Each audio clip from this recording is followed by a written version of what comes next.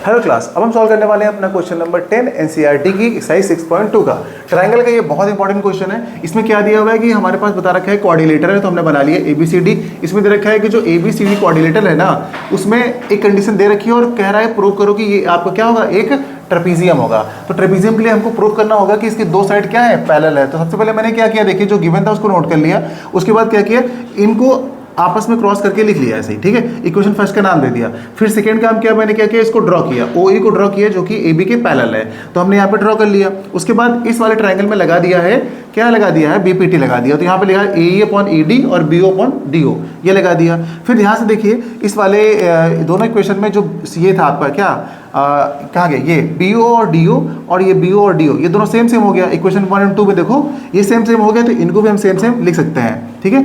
RHS equal है तो LHS भी इक्वल लिख सकते हैं, तो लिख दिया हमने। जैसे इसको लिखा हमने, देखो क्या बन गया, कहाँ गया, AO/OC ये रहा और AE/AD, यानी कि लगाया इस वाले में था और लग गया अब इसमें BPT। तो जब BPT कहाँ पे लगता है, BPT उसी ट्रायंगल में लगता है जिस ट्रायंगल में दो साइड पैरेलल होती है। तो यहाँ पर क्या हुआ, BPT लग गया, इसका मतलब ये साइड इसके पैरेलल हो जाएगी। तो हमने यहाँ पर लिख दिया बाई कन्वर्स ऑफ BPT, तो यहाँ पे EO इसके पैरेलल लिख दिया DC के।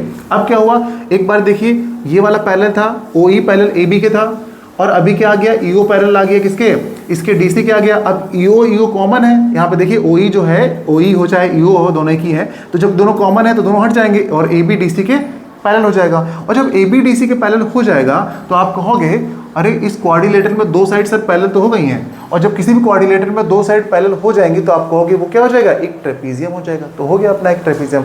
आई थिंक आप समझ गए होंगे। फिर भी अगर कोई डाउट आपको आता है अभी भी, तो आप इसका लॉन्ग वाला क्वेश्चन जो है, जो कि मैंने 5 से 6 मिनट में बता रखा है, वो आप प्लेलिस्ट में जाके देख लीजिएगा। इस क्वेश्चन के साथ अपनी एक्सरसाइज बच्चों खत्म होती है। मिलते हैं अगली एक्सरसाइज के साथ, नेक्स्ट क्वेश्चन के साथ। Bye bye.